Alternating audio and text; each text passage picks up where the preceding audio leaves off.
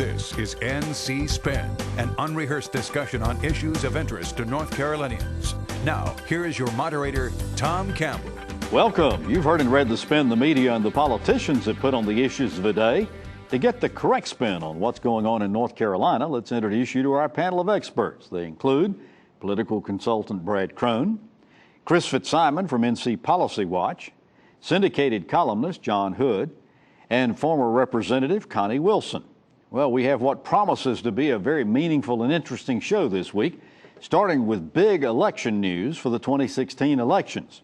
We're going to talk about ways to eliminate state retiree health fund debt and examine how we're doing on third grade reading proficiency. Let's get started. Nobody was surprised this past week when Attorney General Roy Cooper announced he was running for governor, but there was shock, I said shock, when State Treasurer Janet Cowell emailed her followers to say she wouldn't seek another term. With filing due to begin December 1st, the campaign season has begun. Brad, Janet Cowell's announcement reverberated around Raleigh like a shockwave. She didn't say why she chose not to run, but you've got your ear pretty close to the ground. What's the speculation? Well, I had a chance to talk with her on Wednesday, and it was a very difficult decision for her. But I think that it's one that she, to a certain extent, got ground down and got tired of just the daily grind of having to interact in state government. And she really asked herself, is it something that I want to do long term? And there are other opportunities out there where the pay levels can be 4, 5, 6, 7, 8, 9, 10 times larger than the state salary of a state treasurer. And she's got opportunity in the private sector, and I think she'll be very attractive to somebody on Wall Street. So you think that's where she's going to end up? Absolutely, and it's a real blow to the state because she's done an excellent job as state treasurer.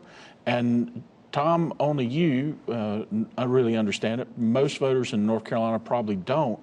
But the state treasurer is one of the most powerful positions in state government. Harlan Bowles always said it was the most important job in state government nobody knew anything about. Absolutely. So true. Mike Weisel has run for treasurer twice. He sent out an email kind of testing the waters.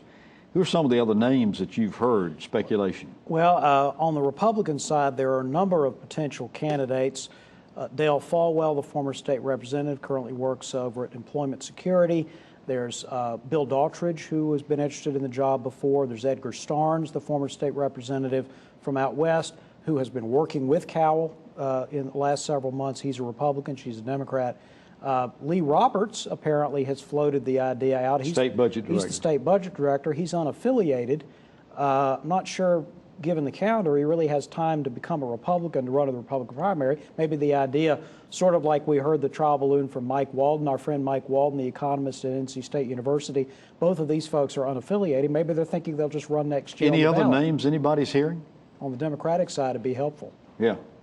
Well, I guess there's a couple people on the Democratic side. Senator Ford, we've heard his name. Mike Woodard from Durham. I think there's a couple other ones that'll be out there. Dan Blue the third. And Dan Blue the third, and she's been panelist. In Raleigh. So. Another thought I had was Cal Cunningham, who had run for U.S. Senate in 2010. I think would probably like an opportunity to run for something else. And you don't get a significant council state job open that often. But I think it's worth emphasizing, because the calendar is so tight, it makes it very difficult for any of these people that we've talked to get an organization together to come up with any sort of money. I mean, filing starts December 1st.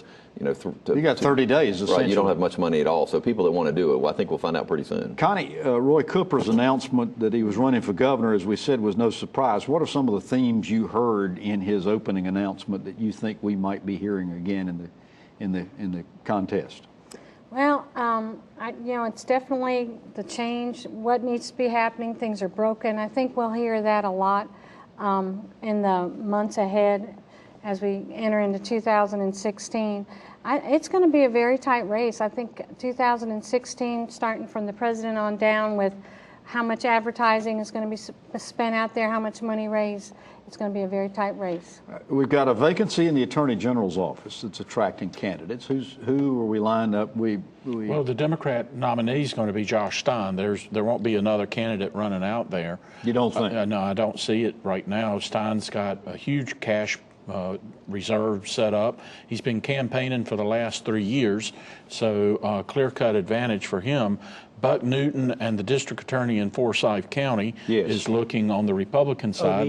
O'Neill. Jim O'Neill. And that could be a very spirited primary, and a lot of that depends on where the law enforcement community ends up. The News and Observer has been running a scathing attack against Cherie Berry, the labor commissioner, for the last week or two. Is this just politics, a witch hunt, or is there something there that we should be concerned about? I think when you read that there have been a lot of efforts not to collect employees back wages, that I'm not sure that I think that's a real story, that there are people who are working in North Carolina who do work, who don't get their wages. The labor commissioner apparently is not using the extent of the powers in her office to seek those wages back. I think it's a real issue. But we know that Charles Meeker, who the newspaper has endorsed very heavily in times past, is going to be running on the Democratic side. Does that make you feel like maybe some of this is political, John? I think that there is a legitimate story that merited coverage for a day. This is now 2 multi-day series. And I respect the journalists at the News and Observer. But I think if this was anything else, imagine the outrage if some other private company did what amounted to a gigantic independent expenditure campaign favoring one candidate over the other in a statewide race. That's essentially what this is. I personally believe it's overkill. It's a legitimate story, but come on, this is a gigantic campaign contribution to Charles Meeker. And when you're talking about millions and millions of employees that we have in the state of North Carolina, and there's a few hundred that have been impacted, it's more than a few hundred, actually. It's more than 1,500 in 1 year. So that it's several thousand over years. And imagine if you were those workers. Yes, that's true. But when you start looking at how much it costs to get that money back, there's a balancing act that goes on. It's her job to get that money back, and she's not using not if all. It costs. But she's not even filing a lawsuit. She has litigation people that the law requires her to seek to consider litigation. She's not even considering it. I understand. I do think it's a legitimate debate and issue. My point is, there are plenty of instances in the private sector and the public sector where the prospect of getting money for people who have no money is very low. People get frustrated that there isn't a legal action, but that's because there's nothing there. You can't There are several examples in that story where people have a lot of money. I need to move on here. Agreed. All right, I need to move on here. The Democrats have been searching for the right person to run against Senator Richard Burr. Spring Lake Mayor Chris Ray announced he's going to run, but this week, Representative Deborah Ross announced she was going to run. Is she the person that's going to unseat Burr? Listen, she's going to energize the base of the Democratic Party, the liberals, and the African-American community. She's got strong ties there. The question is, can she campaign in Robeson County? Can she campaign in Union County? And that's a big question mark for the Democrats. Yeah. All right. A number of incumbent legislators have already said they're not going to seek re-election. This week we learned that House Leader Leo Daughtry wasn't going to run. Paul Tynes not going to run. House Majority Leader Skip Stam's not going to run. Jackie Schaefer from Charlotte's not going to run. Rain Brown's not going to run. Stan Bingham, Brian Brown announced they're not going to run. We hear all kinds of rumors there are going to be other ones. Is this an unusually heavy number of legislators, Connie, that are deciding not to run for re-election? I think it is, and I think like you've mentioned, there's going to be many more coming. This 9-month-long session really wore folk out. And then they have the shortened campaign season where they have an October primary. Then they have December filing. There's no break. Usually you get a chance to heal up from a session and get ready for the campaigns. And there's no time, and they're going to go straight into November elections and then another long session. Final question. How much are the presidential primary, the presidential beauty contest, going to impact races in North Carolina in March? Inventory of television advertising. I mean, that's going to be the biggest impact. They're going to come in, be the whales, buy the TV, and it's going to make advertising for down ballot candidates really tough. And I think that the electorate in both parties for the primary, the Democratic and Republican electorates, will be quite different than they typically are because of the presidential races. And I think that'll influence some of the other primaries for races down the ballot. And in November, we always found with legislative races that we were the bottom of the ticket, and we really got swung around by what was going on at the top. At the top. Well, each year at this time, we encourage you to get involved helping kids with the extra special Super Kids fundraiser. Started 21 years ago by our friend Rufus Edmiston. We've seen this organization fund things ranging from insulin pumps to college educations. We want you to invite you to come join Rufus and us November 5th It's great fun. Some of our panelists will be on hand, plus you'll get some scrumptious food from the Farmers Market restaurant. So I want to invite all our NC Spin viewers to attend or donate to the address you see on our screen, or visit the website www.specialsuperkids.com. After these messages, we're going to talk about retiree health fund deficits. NC Spin will return after these messages. Phones are getting smarter, cars more efficient, TVs bigger and more stunning. Imagine the same innovation from agriculture. Meet the Plant Sciences Initiative at NC State, a proposed state-of-the-art research complex where world-class researchers will tackle agriculture's toughest challenges, like feeding the world's rapidly growing population while preserving natural resources for future generations. Join Farm Bureau and NC State in moving North Carolina to the forefront of ag research in the world. Visit keepaggrowing.org.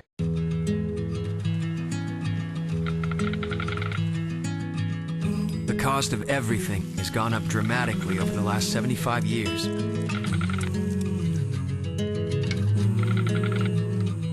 With one exception, keeping electricity affordable. That's the power of your co-op membership.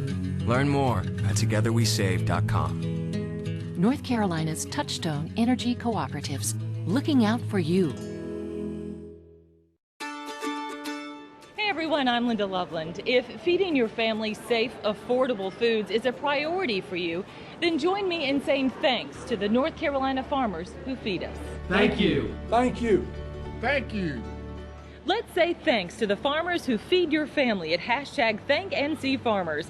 To learn more about the foods we eat and the farm families who feed us, visit feedthedialoguenc.com. And be sure to thank North Carolina farmers. We now return to NC Spin. We've talked before about our state's debt load, and while North Carolina's is relatively low, there's an unfunded liability of $25 billion in the state health plan. Lawmakers have known about this for many years but haven't directly addressed the problem. John, this debt has been slowly reduced from a high at one time of $40 billion to the current level. In the closing days of this last legislative session, an oversight committee floated some potential options for retiring this big debt. What's the current thinking as to how to eliminate it? Well, I appreciate and agree with your use of the term debt, though some might question it, because what we're talking about is not a bond, an obligation that's outstanding in the books of the state, but instead an unfunded liability. Doesn't show up on the balance sheet. No, it doesn't, but it is really truly a debt. It is an obligation we promise state employees and teachers, retiree health benefits, which comes out of the state health plan. The promise was not funded. So unlike Social Security, which is partially funded, this is essentially an almost 0% funded liability that has been promised to employees. Now, you can just not do it and see who sues you. You can try to, you may remember there was a proposal that was stuck into the budget bill, I think, yes, to not offer this benefit to new employees. I think that's where we're going because we can't afford the current benefit. There's no easy solution. People said, no, we have an obligation, we should pay. Do they really think we're going to start saving $1 billion plus a year just to pay retiree health benefits? Well, it's not going to happen. There's a lawsuit about it already. In fact, our Supreme Court, Chris, has already ruled, if I remember correctly, that it was just as constitutional and just as legally binding, this debt, as our retirement and pension funds are. Well, right. I mean, this is something they're going to have to address. But, you know, I think the State Employees Association has a point. When you look at, you have to take this not in a vacuum and say we're only going to address this. We're already having, I think, trouble keeping and attracting good state employees. If you're going to just go in after the paltry, well, no salary increase this year, just a one-time bonus, which after taxes comes to about $300 or $400, and then tell new state employees, oh, by the way, you're not going to get retiree health care. We already have a real problem. This is going to make it worse. That's why this is such a tough thing to solve. Brad, this is interesting because it's always been said, I know when I was a state employee, it was always said, we don't pay private sector wages in public positions, but we give extremely attractive benefits. Now, if we're going to cut or reduce the benefits, are we going to have to re-examine this pay situation? Yes, you're going to have to re-examine it if you want qualified people to come in and work the jobs. And I think Chris's point's absolutely correct. Under the past two administrations, they've had a difficult time making the pay scales attractive, and we got to do that to be competitive, Tom. And you need good people in state government. It shouldn't be a dumping ground for political appointees. You need some professionals. So, Connie, I suggest that truly it would be cheaper to the taxpayers to give pay raises than to attempt to salvage this unaffordable retiree health benefit. So what are we going to do? We're going to eliminate this debt all at one time? We're going to pass a bond package or something like that to do it, Connie, or are we just going to continue to whittle it down? I think that us discussing it tonight on NC Spin helps to influence the debate. I think it's a perfect opportunity to do something that's needed to occur for a while. The workplace is changing, how younger employees, what they are looking for from a job versus what our generation, and I ain't no spring chick, what we were looking for are so different.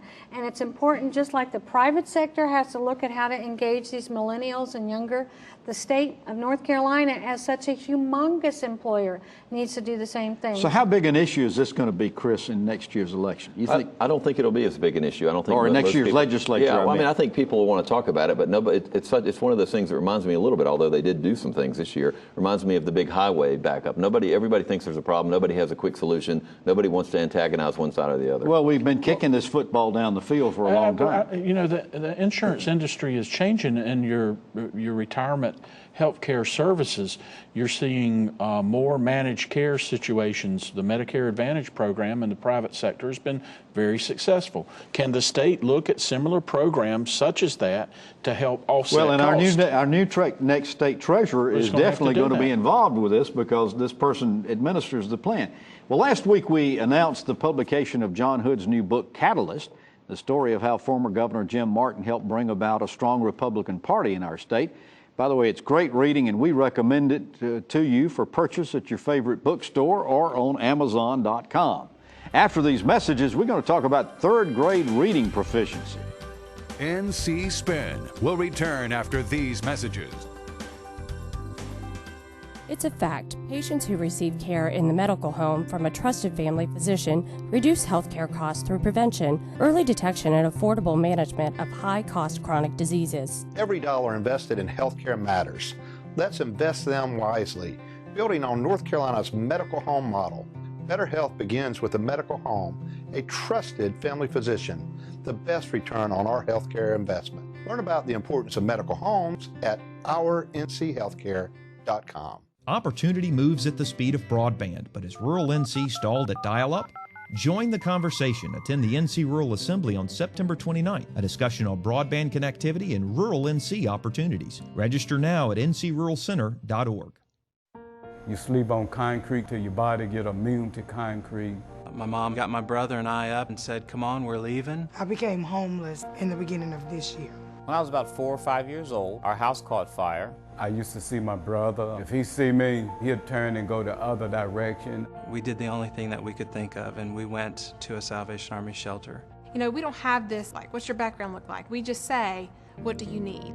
I remember the man from the Salvation Army coming down with a box of clothes. The Salvation Army officer bought my brother and I an ice cream cone. Last week, my brother walked up to me, and he just started a conversation. Today I've given my life to the Salvation Army because I remember what somebody did for me, my brother, and my mom over 30 years ago. The Salvation Army for me means hope.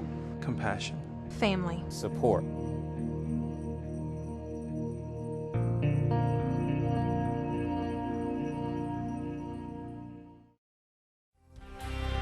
We now return to NC Spin. Senate President Pro Tem Phil Berger sponsored and has been a major booster of the state's Read to Achieve program. As he frequently has stated, in the first 3 grades, students learn to read, and afterwards they read to learn. There continues to be some evidence that some 25% of our third graders don't pass reading proficiency by the end of the 3rd grade and require either remedial summer programs or the repeat of the 3rd grade. Connie, we've improved our dropout rate, but many believe the reason that so many are failing to graduate from high school is that they fall behind in these early grades and they never catch up. How much of that could be attributed to reading? It's a huge amount. There are national studies that show if a 4th grader is not reading at a proficient level, that 4th grader is 4 times more likely to drop out of high school. Wow. And nationwide, 34% of the 4th graders are estimated to be not reading at a proficient level. So it's not just a North Carolina issue, it's a statewide issue. North Carolina's done a much better job at reducing the dropout rate. And I applaud the Senate and Senator Berger for taking a stand and drawing a line and saying, at this point, we're going to make sure they can read before we get them to high school. But really what needs to happen is we shouldn't be catching them at third grade. We actually need to go out earlier. There's an early education program through Smart Start called Reach Out and Read that is actually working with physicians' offices and 37 families where they're actually getting the parents reading the kids. So it's one of those things, we've got this line in the sand, but we got to go back. Brad, the goal of Read to Achieve was to catch students who don't have needed reading skills, and in many instances we're sending them to these summer reading camps to be assessed again after it's over with. In Forsyth County, some 530 students went to this camp, but only 2 passed the assessment at the end of the camp. Does that tell you the camp isn't working? Well, it does, and Tom, I'll tell you this, the recipe for success on teaching children to read, because my mother worked in it in the final years of her teaching career with Gerald Toller at Cooper Middle School in Clayton, is one-on-one individual instruction and having the time and spending it. And you know what? It's an expensive process. Well, that goes back to what the teachers have been saying this past year, which is why we need these teacher aides, because we've got the ability to be able to give them more one-on-one instruction. We have 7,500 fewer teacher assistants in the classroom than we did before the Great Recession. We have several thousand fewer kids getting NC Pre-K, which is another program. We are funding Smart Start overall at a lower level than we were. I don't actually think these camps, we've had some instances where the counties didn't have enough money, didn't think they had enough funding to do the camps the way they wanted to do them. So I applaud Senator Berger's idea, but I wish he had followed through on some of the funding issues for the support for these kids. Well, so we said we were going to end social promotion. We're not going to just promote these kids just to move them on as we've done in years past. Is it best to hold them back for another year in third grade? Is there any guarantee that if we do, that's going to get the job done? Well, the actual numbers suggest more success with the reading camps. They can pull out a particular example, but there's a higher percentage of students who pass it. And also, even though they said they were getting rid of social promotion, that's not exactly what happened either. There are kids who are not passing the test who are moving on to fourth grade with extra help. So the story is a little muddier than it has been portrayed by both sides. If the teacher assistant investment was valid, then we would have had higher scores years ago when we had more of them. We did not have higher scores years Connie, ago. part of this problem is parents who don't read to their children and don't sit down and listen to their children read. But that begs the question, what can we do to make parents do their jobs? Well, I mentioned earlier this Reach Out and Read program, and there's efforts to actually have more programs like this out in the state, because getting to the family and getting them reading to their kids and getting books to the kids. Dolly Parton has a program that Smart Start actually works with where they actually give the kids books, and those books get returned back. It's a wonderful program, and that's where we need to go to actually make it easier for third grade where kids aren't going through this And Tom, I'll tell you what we have to do as a state is separate out the political rhetoric and really look at what's working. And as Chris said, make sure that you've got the investments in there to make it work. All right, we're going to take a break, and after we come back, we're going to ask the panel to tell us something we don't know. NC Spin is brought to you in part by the North Carolina Farm Bureau. The Farm Bureau and Agriculture. We keep North Carolina growing. Hey everyone, I'm Linda Loveland. If feeding your family safe, affordable foods is a priority for you, then join me in saying thanks to the North Carolina farmers who feed us. Thank you. Thank you. Thank you. Let's say thanks to the farmers who feed your family at #ThankNCFarmers. To learn more about the foods we eat and the farm families who feed us, visit feedthedialoguenc.com. And be sure to thank North Carolina farmers. Clean transportation options can help you fuel what matters. We're fueling what matters to us by converting our fleet of collection trucks over to compressed natural gas. It's a good, smart business decision, and having the air cleaner is something that benefits all the families that work with us. We use biodiesel in our heavy equipment. We've got propane in a lot of our police cars, and we've really embraced the electric car. Join the city of Raleigh and fuel what matters. To learn how you can fuel what matters, visit fuelwhatmatters.org.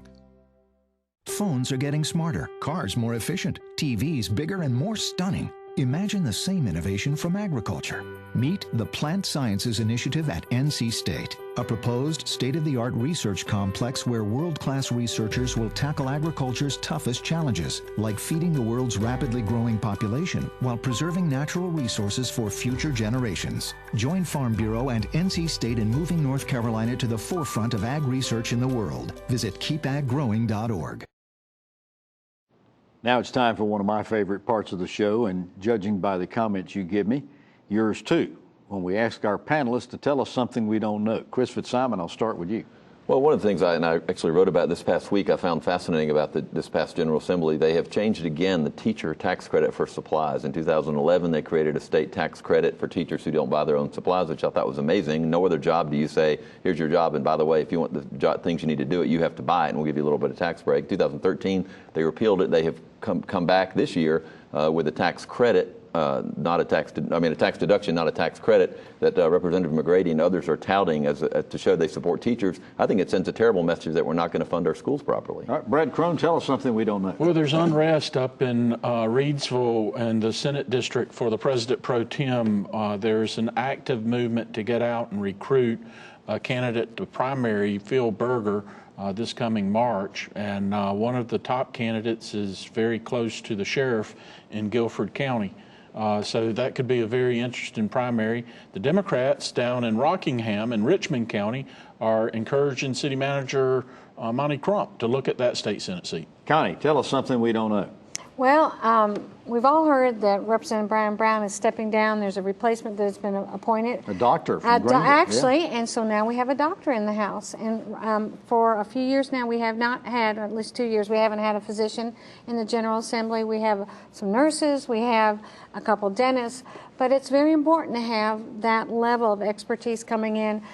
Dr. Murphy is the president-elect of the Urological Association, so he's been very active in civic service and will be a needed asset to the General Assembly. John, tell us something we don't know. So last year, when the federal data came out on per capita income growth in North Carolina looked bad, I noticed that the coverage was extensive, print and broadcast.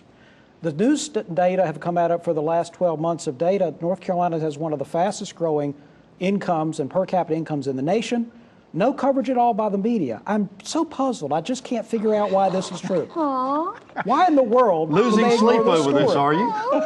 Son of a gun. Well, you've heard our spin on the issues of the day. To stay informed all during the week, to give your feedback and read our weekly column, be sure to visit our website, ncspin.com, or catch NC Spin on Facebook. Next week, we hope you'll join us for a very special edition as we interview Governor Pat McCrory to get his assessment on the legislative session and his agenda for the rest of the year. Until then, stay informed and watch out for the spin.